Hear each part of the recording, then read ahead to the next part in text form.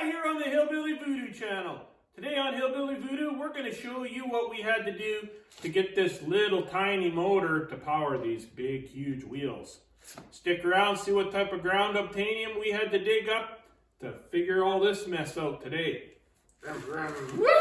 Yeah! Now, in order to get this monster mini bike to actually move, we need an engine. Otherwise, it's just going to be a really, really big kid's kick bike, which probably wouldn't be too bad. It'd still be pretty cool, but yeah, mini bikes need engines, right? So we have an engine right there on the floor. And as you can see, that engine's kind of small. It's only a 270cc, I believe about an 8 horse. And those tires are really, really big. And I'm a really, really big dude. So we're gonna need to come up with some type of gear reduction so that little tiny engine can make those really big tires go around. Yeah, that's the issue. So we're gonna have to come up with probably a jack shaft to reduce our gear ratio, because I haven't figured out how to make really, really big sprockets yet. Yeah, that's something I'm gonna have to tackle in the future, is figure out how to make sprockets. But until then, let's go dig around our piles of ground obtainium, see what we got for chains, sprockets, and something to make a jack shaft type thing out of. So my subscribers know that the Hillbilly Voodoo channel is all about building stuff out of what you got. Use what you got to make what you want. Now I have huge piles of what I like to call ground obtainium, the stuff I have laying on the ground, and that's what I build stuff out of. Try really, really hard not to buy anything, because yeah, there's all kinds of resources out there that aren't being used just because people doesn't want the mess in their yard. Well, as you can see, I'm not really concerned with that. So we have a bunch of motorcycles. I dug this one out the other day out of one of the piles because I needed a chain off of it. Well, the chain wasn't the chain that I needed, so I ended up taking a bunch of stuff off. We got a back wheel there with a sprocket. I am pretty sure that there's bearings in that back wheel, otherwise the back wheel wouldn't go round and round, right? So maybe we can use those bearings to make ourselves a jack shaft. And we can definitely use that sprocket and the sprocket that I already took off of this bike on that jack shaft. So there's part of our problem down. Now we're gonna have to take that wheel apart, see what's actually inside there, see if those bearings are any good. Yeah, why is it cut off? Because I couldn't get the chain off, so I just chopped it off with the Sawzall. It's not like this bike is ever going to be for anything anyway, so yeah, blah, blah, blah, blah, blah, blah, blah. Let's take that inside, disassemble that hub, see what kind of bearings are in there. Now, what we're also going to need is a motor plate to mount that motor. Now, we got some pieces of steel here. That is an old table. It's pretty crusty, but it's a fairly large chunk of flat steel. So maybe we'll measure up a motor plate and chop it out of that. Or we could actually chop it out of this back apron off the back of a semi. Either way, some good flat steel there. Well, I know about good part, but there's some flat steel there. We can build ourselves a suitable motor plate. Maybe while we're out here, we should look around for some handlebars. We got some handlebars on one of the old drift trikes there, and if I look inside, I'm pretty sure there's handlebars hanging on the wall. Oh, and you look over there, there's a chain. Maybe that's the chain I was looking for when I took it off of this bike. It's probably exactly what it is. Yeah. Know where your junk is. Yeah, that kind of sounded weird. Know where your junk is. Well, yeah, you should probably know where your junk is too, because, yeah, you might need that one day too. Okay, yeah, let's take that wheel inside, disassemble it, and see what we got inside there. I got this wheel inside here now, and I'm going to take it apart and see if there's a bearing in there. Now, do I know that there's a bearing in there? Yeah, I know there's a bearing in there, but I'm not going to assume anything. Smart people ask questions. They don't assume things. If you aren't asking yourself questions daily in today's world, and you're just assuming stuff, Are you just following along? You're not a smart person. I'm sorry, that's not the way it works. Smart people ask questions. So let's pop this apart here. See what's inside here. Have I had wheels like this apart thousands of times? Yes, I have. Have I had this wheel apart? No, I haven't. That's why I'm not assuming what's inside here. Just because you surround yourself with people that are stupider than you, and yes, stupider is a word because I just use it.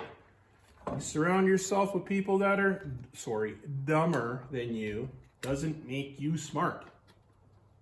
It just makes you smarter than the dumb people.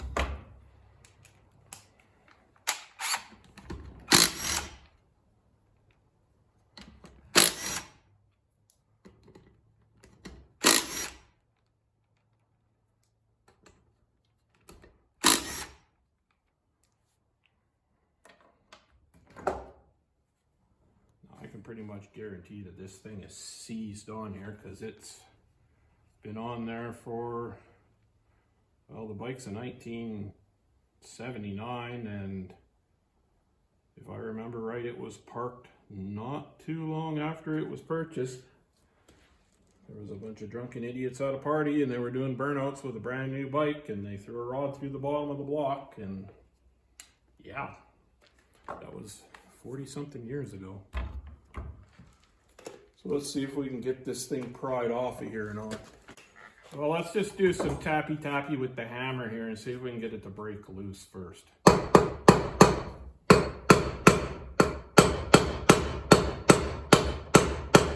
You hear how that pitch changed just a little bit? That chances are, yeah, so broke itself free.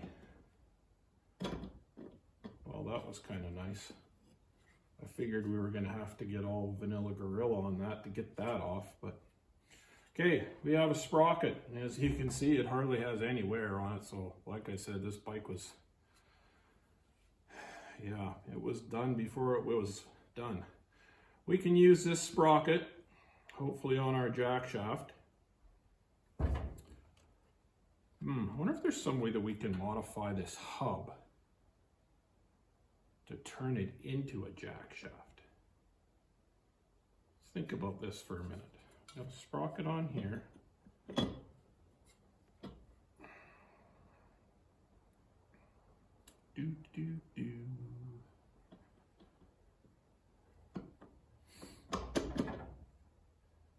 Do the PB&J, do the noodle dance. Noodle, do the noodle dance.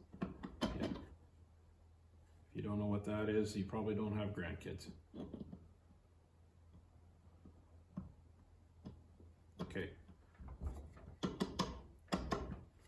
First, let's pull that bearing out of the inside of there and see if the bearing's actually any good, because this thing's been sitting around here forever. Now, hopefully, if we drive that bearing out from the other side, then it will pop that seal out also. That's what I'm hoping.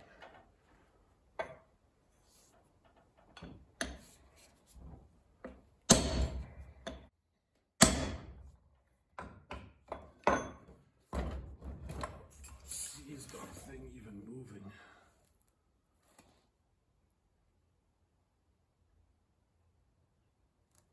Sort of. Well, let's get a little bit more persuasive here. We don't want to get violent, we just want to get persuasive. I guess it didn't really need to even get more persuasive. So what do we got here? We got a bearing here with a seal. The hub,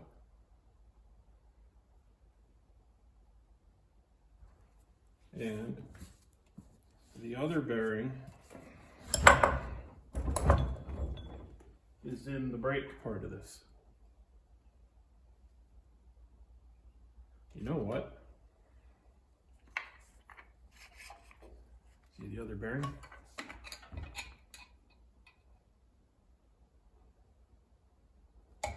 Okay.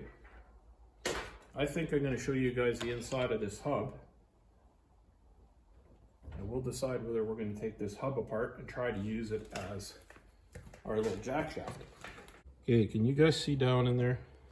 This is the hub that the bearing goes in. Same side, same on the other side. Now what I'm thinking is if we cut all the spokes, because we don't even want to try to unscrew those. Those have been in there forever. So if we just cut all the spokes, pull the center hub out of here and cut it apart so that all we have is this sleeve piece. Yeah. Then we can maybe make our jack shaft out of that. Maybe. Does that make sense? I don't know. Maybe it makes sense. Well, we're not really going to know till we take it apart, right? So let's take it apart. This rim is bent, and yeah, it's garbage. So these CM rims are a dime a dozen. I think I have half a dozen of them out in the pile there. So let's cut this apart and see if we can do something with it. If we can, then that'll be a bonus. And if we can't, well, it'll just end up chucked out in the piles anyway. So yeah, okay, let's chop it apart.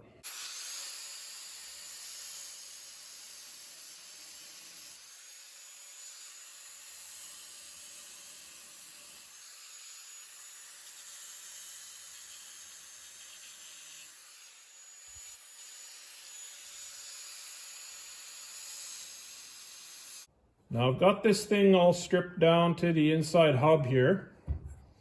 You guys could probably see it a little bit better. I'm going to try to salvage the inside part of the hub, get rid of all the brake drum part, and maybe salvage the outside part that the sprocket bolted to. So what I'm thinking here is take the angle grinder and cut somewhere right along here, because those bolt holes, things are cast into there. Anybody that doesn't know, these are rubber mounted so that the shock doesn't, of the sprocket and the engine and everything, the shock doesn't transmit into the spokes and loosen the spokes. Not all bikes have that, but most of the more modern bikes are mounted with bushings of some type. So we're going to chop around here, free all that hub up from the brake drum, and see what we can make out of the inside of this.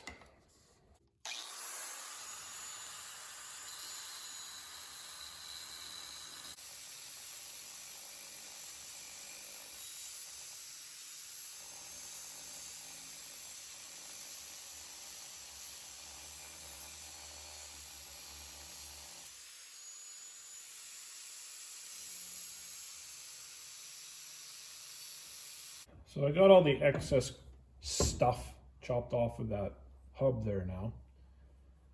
And I'm looking at it and thinking whether we're going to use it, I don't know, because it's aluminum and it's going to be kind of hard to mount this other sprocket on. Like,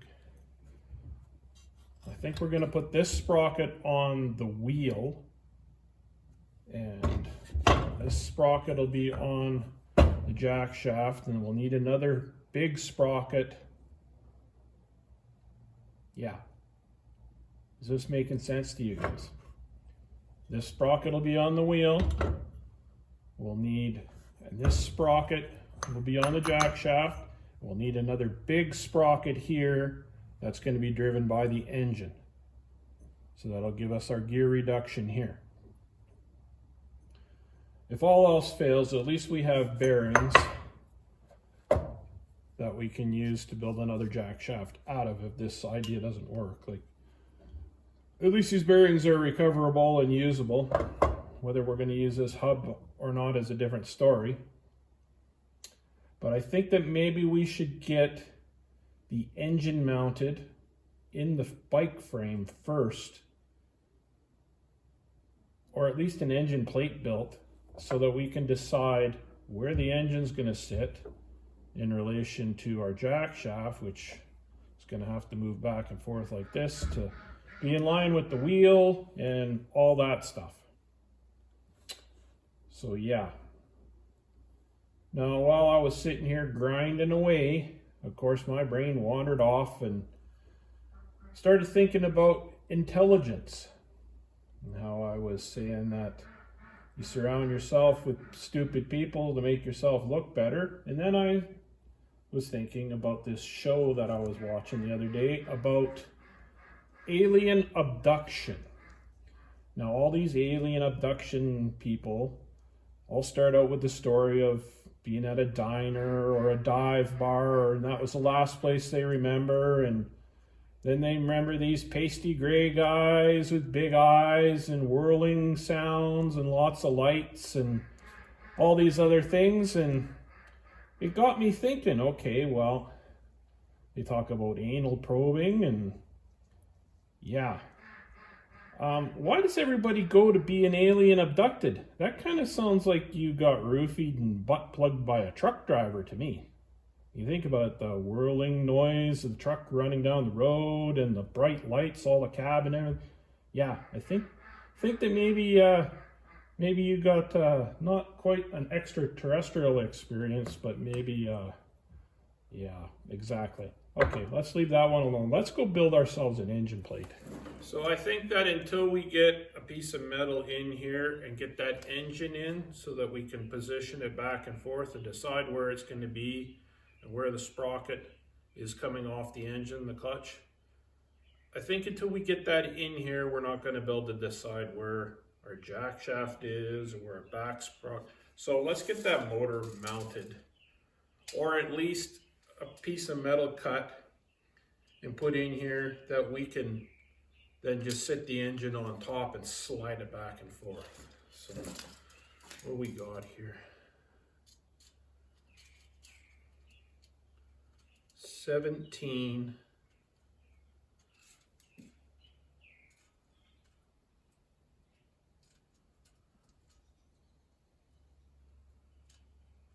by 10 3/4. Yeah, that looks right. 17 by 10 3/4. Now, if I lose my notepad, I'm pretty sure I won't be too concerned about what was on the notepad. I'll be concerned with the fact that I lost the notepad. Let's go cut out a piece of 17 by 10 3/4 out of that chunk of rusty table out there and see if we can stick it in there and stick our motor on it. I got a chunk of metal out of that old table we had outside there, and I just have it lightly tacked in place. I am almost positive that this piece of metal is going to have to come out of here at least once or twice. So it's just in there enough that the engine doesn't fall on the floor when I put it on there, hopefully. So let's stick that motor up there now and see if we can kind of line things up and how much space we have for other things. Okay, I'm going to stick this motor up in there now, and you guys are going to have to look at my butt for a while, so try not to slobber on your screens too much. I'll move the camera in a minute, but this is kind of the only angle I got right now.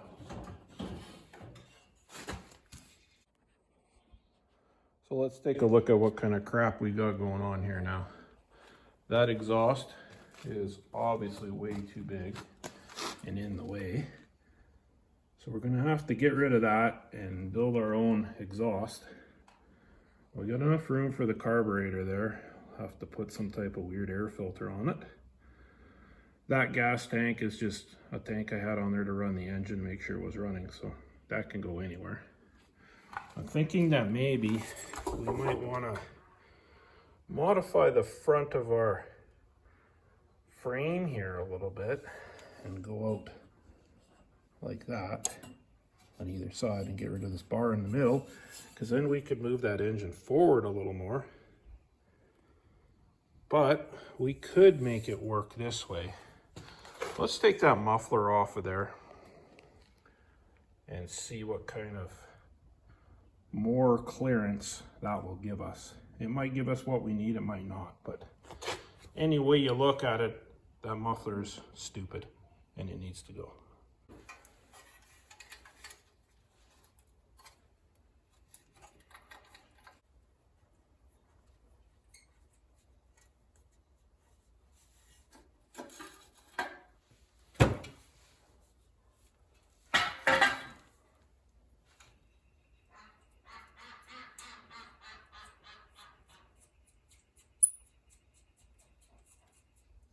Okay, that's given us a whole crap ton more room there.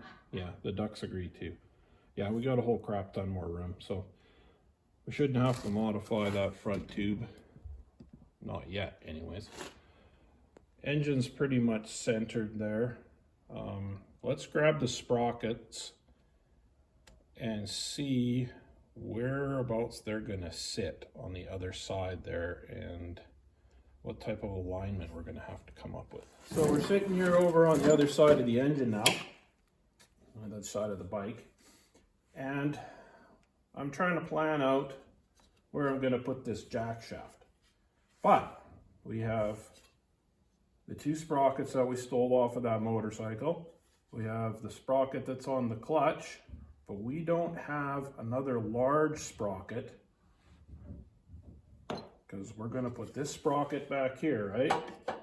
And that's going to be driven by that sprocket on the jack shaft, but we need another large sprocket on the jack shaft here for the gear reduction. Now, the only sprocket that I can currently think of that I have around here is on our bug out buggy on the transaxle, so we might have to borrow that just to see if we can get this thing to work right. And then I did want to put a larger sprocket on the bug out buggy, so that's probably not a bad thing, but I think we'll steal that one off of there for now and see if we can get our little shafty jack shaft thing going here in a way that it's going to work. I may have to turn this clutch around so that the sprocket is on the outside, and then that will go with a chain to our bigger sprocket, and then from there back to, yeah, I'm pretty sure you guys are figuring this out. Let's go steal that sprocket off the bug out buggy and see if we can use it for this. Okay, this here's the sprocket on our transaxle on our bug out buggy on the Robson drive. Now, if you're not subscribed to the Hillbilly Voodoo channel, you should probably do that. Go check out this project. Doesn't look like much here right now, but you can go check out the rest of the channel and see all the cool things that we're doing. Probably keep you entertained for a while so you don't have to watch all that mindless crap that's on your recommendeds right now. But anyways, when I put that sprocket on there, I just have it on the yoke and it's just hardly tacked on there because for some reason it was nagging at me that I was going to be removing it again. So let's pull that thing out of there. It is a 60-tooth sprocket, and that chain that's hanging there matches it, and that sprocket matches the sprocket on the motor that we're using because we had that motor in here. Some of my subscribers are probably wondering why I've taken that motor out of here. Well, because I'm thinking that I might go a little bit of a different route with a powertrain. If you guys have watched Robot Cantina, this is kind of a little bit of a shout out to that guy. He's doing something with an engine and an alternator and a golf cart. He's calling a petroleum battery, which is kind of, he's explaining it in a way that even an idiot like me can understand. So I think that maybe I might try something to that effect. Not quite exactly, because I do want a gas engine powering this, but yeah, maybe you should go check out his channel. He's kind of neat too. So anyways, let me pull that sprocket out of there, and so let's see if we can use it on our mini monster chopper thing here. Okay, hopefully this is going to make a little bit more sense here now that we have all the pieces that we need. Got the big sprocket here, driven by the engine, the clutch.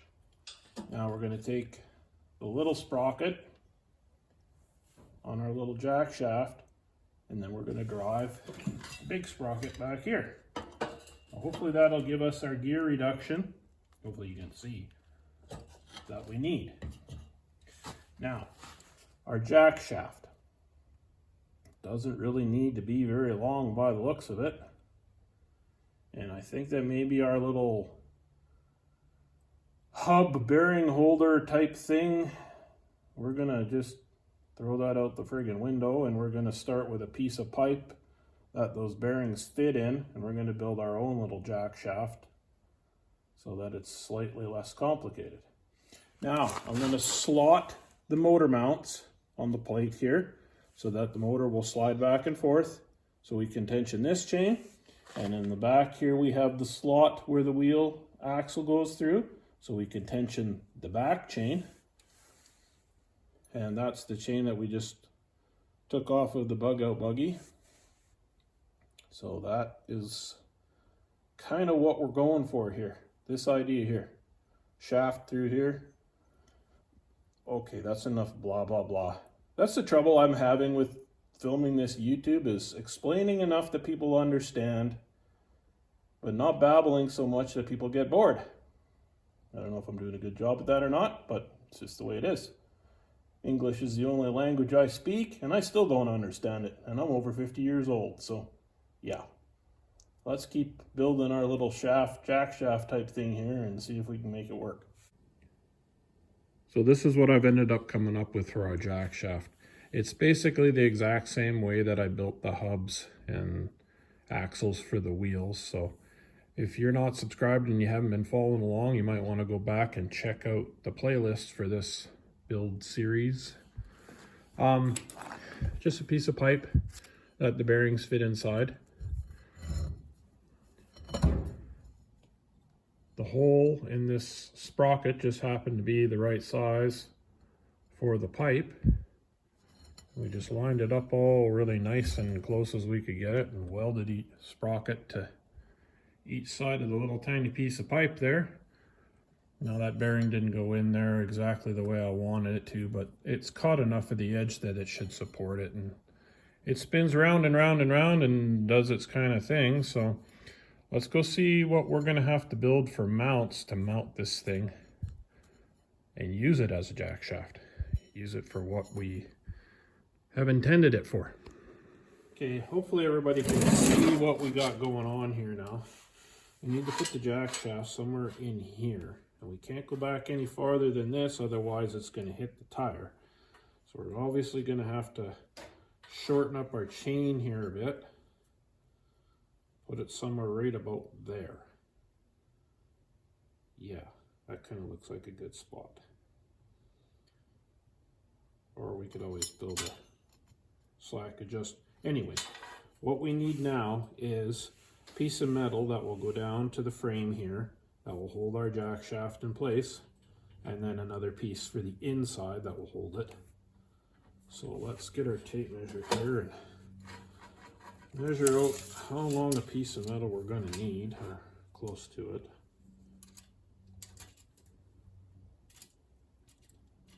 So let's go 7.5. Yeah, because we can put it somewhere right about there. Makes sense. 7.5. So if we have something that's at least 7.5, then we can poke a hole in it, make our bracket. Yeah, you guys know what I'm talking about. Let's go to the piles of ground obtainium and see what we can find to build our bracket to hold our jack shaft up. Well, let's go up to the piles of ground obtainium here and see what we can find that we can build ourselves our little thing out of. Now, what did we have the other day? Oh yeah, we were working on the off-road ultimate ATV and we found a piece. Yeah, there it is right there. It's an old chute, feed chute out of something. So that almost looks like a good piece of metal that we can take apart. Maybe? Is there anything else here?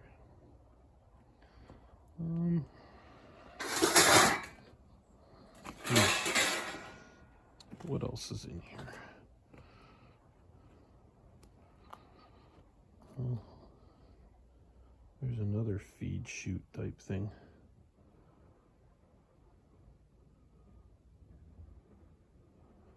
Yeah. Maybe that one will be better. I can cut some pieces out of that one.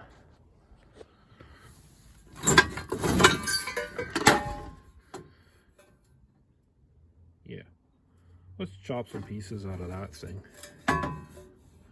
We'll have to cut around the bird poop maybe. Yeah. Okay, let's take that inside and see what we can come up with for our little bracket out of that. Does that make sense? That makes sense. That totally makes sense. That makes more sense than sense makes sense. So what we're going to need here is 2 pieces at 7.5. Well, maybe we should scrape that bird poop off of there. Just so we don't wreck our felt pen. We don't want poop on our pen.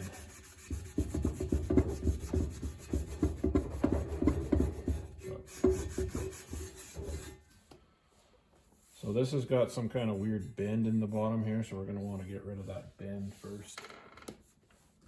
Don't really need it for what we're doing.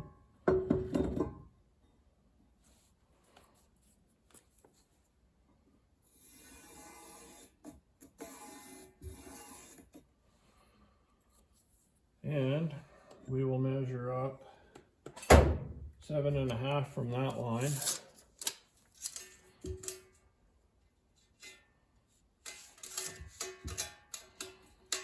That will give us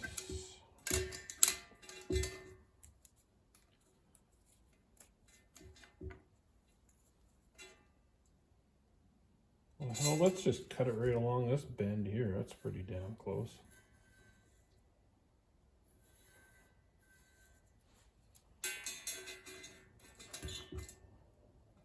7 3/4.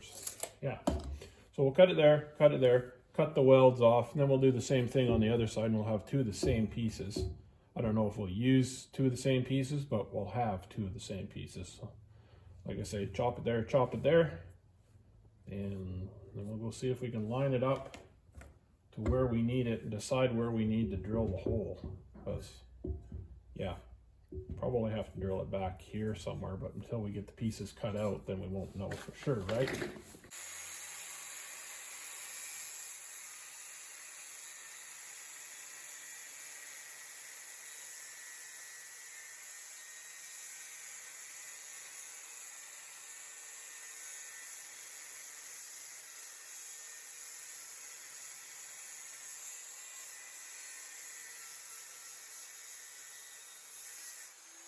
So I just thought of something here with these plates. Now I'm going to have these plates welded onto our motor mini bike frame like this. One plate here, one plate behind it, jack shaft in the middle. How am I going to get that jack shaft in there? If these plates are welded on either side, and the way the jack shaft is built, I can't take it apart to run the bolt straight through, or the shaft straight through, so I think I'm gonna have to cut slits. Yeah, because if I cut a slit that way, then when the chain pulls that way, it'll pull the jack shaft. I cut one that way, then so it's got to cut slits up and down so I can drop that jack shaft straight down into our mount, so that it'll work. It's about the only way I could think of doing it. Let's scribe this out here so that we can cut it out. Kind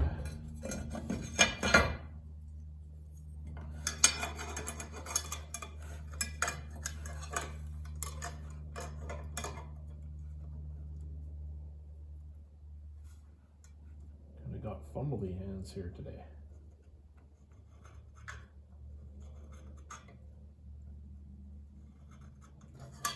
It's kind of the trouble with being ambidextrous is you might be able to use them both, but they don't both work exactly the same, so.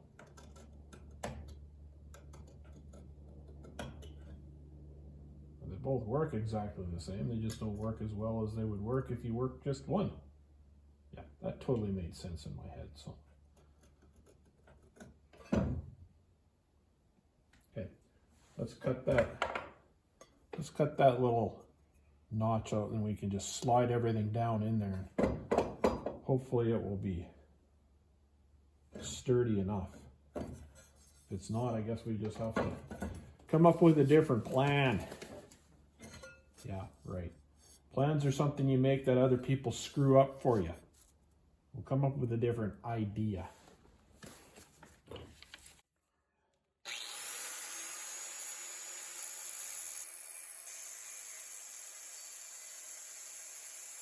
Okay, this might make a little more sense here as to why I could not just put that bolt or shaft all the way through. The way the motorcycle was designed is there's a large nut on one side and it was threaded small on the other side. Of course, it was a lot longer. I've chopped it down here, but there's a collar that's built right into the actual shaft itself that's even bigger than that bolt size. So how could I run it through that hole, right? Just wouldn't work. So we got both of these plates slotted. There's no way that yeah, hopefully that's making sense as to why I had to do that. But it's just the way it is. That's why I had to do that. So now let's go and see if we can figure out exactly our alignment with putting this jack shaft into place. When I put all this together, I didn't get super crazy with making everything square and level and lined up, so I got a little bit of wobble to this sprocket. I'm hoping that it's not going to be too much that the chain won't jump off, but we're trying to build this without using the lathe so that we can show you that anybody can build it out of junk, and we didn't want to use any kind of specialty tools, so it is what it is. If it's too wobbly, then we'll have to take it apart and redo it, but hopefully it's going to work. So let's quit babbling here and let's go and install these plates and see if we can get this jack shaft into place. I've got our plates tacked in there now and the jack shaft installed. As you can see, I just tacked them in there because I'm not 100% sure that this whole idea here is going to work yet. Yeah, it's kind of one of those things that is frustrating the hell out of me for some reason. It's not really a complicated thing, but for some reason it's seriously getting under my skin. So I got that engine plate slotted there now so we can adjust the motor backwards and forwards to tighten up the chain. Now the chain that I'm using for the back sprocket, which is not on there yet, but it is seriously crusty and I've had it soaking for a couple days now in penetrating fluid. I don't know if I'm going to be able to break it free or not, and I don't think I have another chain. So yeah, blah blah blah, wah wah wah. Now I was watching the Freedom 500 last night, and I seen what they did to that vet at the end of the Freedom 500, and that has got to be the most disgusting display of American greed that I have ever seen in my life. Now, whether it was faked or not, doesn't really matter. That's a $120,000 car. If you didn't want that car, if you didn't want that car, why didn't you just donate it to a good cause where they could maybe take that money and use it to help out some of those people that have lost all their houses, maybe lost all their savings. Hey, maybe even some of the homeless out there. You guys are fucking disgusting. And I probably won't be watching that channel anymore. No more of your pay-per-view crap. And that being said, no, I've had enough of that frustration. I'm going to try to put this engine in here and get the chain on the front drive lined up. I got my chain here and I hopefully got it measured to the right length. Couldn't find my chain splitter, so I just used a punch and punched one main link through. This chain didn't have a master link in it, so it's kind of what I had to do. So let's thread this through here and hopefully we got it the right length.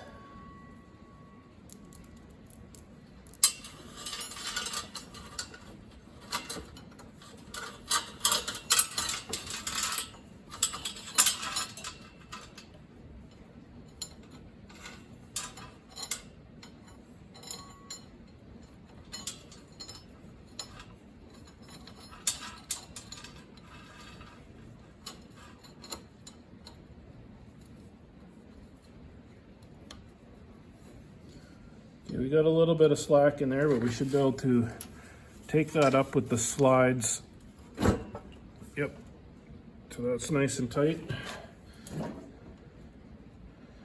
Now a little trick for you guys. If you don't have a chain breaker and you need to push that pin back in, you can use vice grips, or if you got a little C-clamp, sometimes those work. Kind of works like a little press. Got to get it fairly straight though.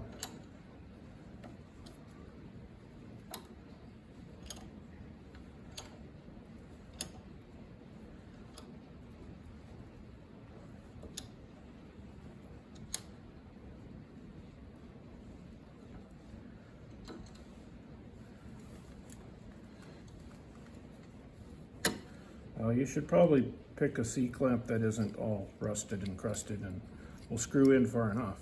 Let's see if we can get that one to turn in there.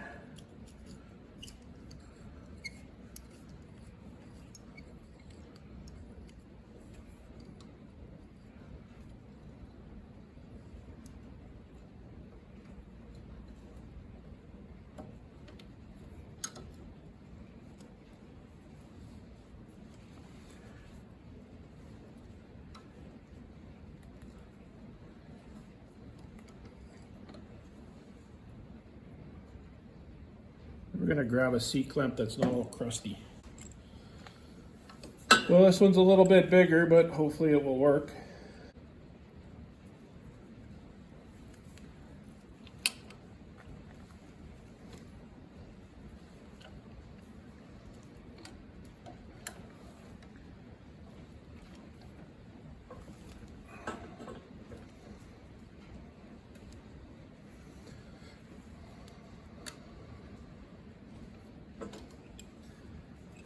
Okay, that's in there now. Am I totally going to trust that? No. I'm going to take the welder and I'm just going to tack weld the end of that pin. So I know it's not going to come out after that. Could probably work it in there just a little bit more, but...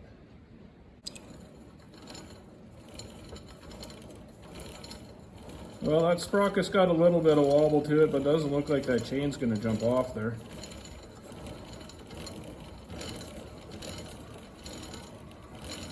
Hopefully. So let's see what we can do about the inboard chain back to the wheel here. Now I pulled our hub out of the back wheel there and I've drilled it for that sprocket that we had. Now I'm pretty sure that that sprocket's not going to be big enough. This bike is going to end up going fairly fast with that sprocket on there, and that's not really what I want. I just want something to crawl around like a tractor type idea, not something to rip down the road. So I think ultimately, I'm going to have to figure out how to build sprockets, something that I've been wanting to do for a while and putting off. But if you guys want to see me try to figure out how to build sprockets, maybe leave a comment down in the comment section there or whatever it is. And if you've been following this video so far to this point, and I know it's getting pretty long, you should probably give me a thumbs up and subscribe so you can follow the rest of this project along. Now, blah, blah, blah. I'm going to stick this hub back in the wheel, stick it on the bike, and see what kind of mess we've made for ourselves. Now, I got our rear wheel and hub back installed on the bike here, and it took a hell of a lot of working that chain back and forth with oil and scrubbing with a wire brush to get it working like a chain again. But there it is. It's working like a chain. I can guarantee that anybody else out there probably would have threw that in the garbage, but you know what? We're trying to build this out of stuff that we have laying around and not spend any money on it, so it is what it is. Now I've done a calculation by spinning that back wheel and counting how many times that front sprocket goes around, and we got 9.5 to 1. So every 1 revolution of that back tire, we have 9.5 revolutions of that engine, which for some weird reason I don't think is going to be enough. I think we're probably going to have to go with closer to 12, maybe 14 revolutions of that engine to 1 revolution of that tire. I won't be able to check any of that out by starting the engine till I get an exhaust and a bunch of other goofy things figured out there. So I think we're going to leave this video here where it's at. And until next time, guys, use what you got, even if it's a really crusty, rusty chain, to make what you want, and I'll see you later.